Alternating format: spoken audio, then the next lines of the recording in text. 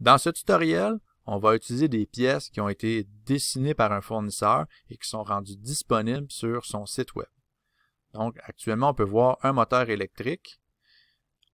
On peut voir un adapteur pour le moteur entre pompe et moteur électrique. Mon objectif ici, c'est de tout simplement créer un assemblage.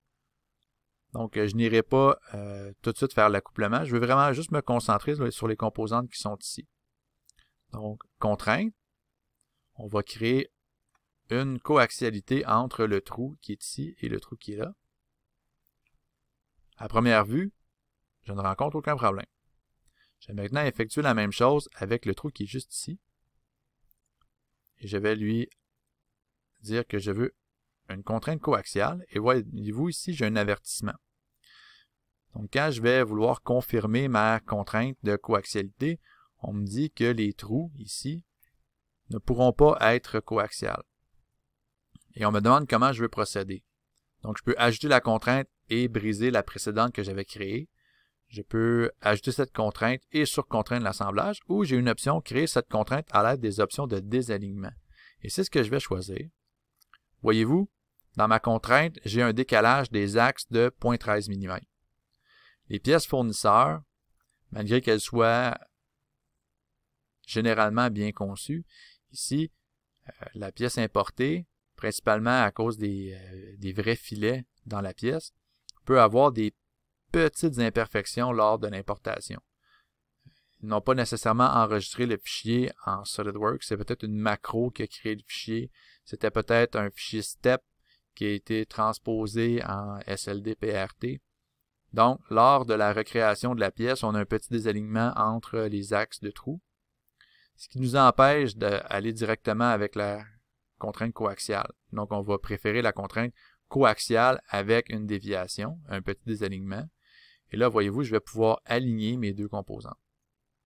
Donc, je peux poursuivre. Je vais mettre une coïncidence. Je vais aller voir si ma pompe peut bien s'adapter à mon adapteur. Donc, je choisis mon arc de cercle. Je vais choisir un autre arc de cercle ici. Pour la première coaxialité, aucun problème. Par contre, si je vais voir la deuxième coaxialité pour ma pompe, voyez ici, encore une fois, j'ai un problème au niveau de l'alignement des axes. Ça se trouve être exactement la même situation qu'on avait entre le moteur et l'adapteur. On le retrouve avec la pompe et l'adapteur.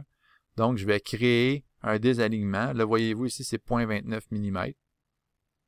Certains d'entre vous pourraient dire, la pièce est peut-être mal conçue, elle est peut-être mal fabriquée, ce n'est peut-être pas le bon adapteur, mais lors de la vérification des spécifications, nous avions bien le même schéma de trou pour l'adapteur et le moteur, et nous avions aussi le même schéma de trou pour la pompe et son adapteur.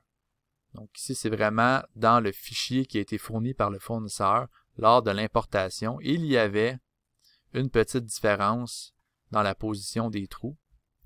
Donc, j'utilise la fonction désalignement plutôt que d'avoir à créer une géométrie de référence supplémentaire ou de modifier ma pièce. Donc, la prochaine fois que vous allez travailler avec une pièce qui provient d'un fournisseur, toujours vérifier si l'option de désalignement pour les axes pourrait vous permettre de sauver du temps.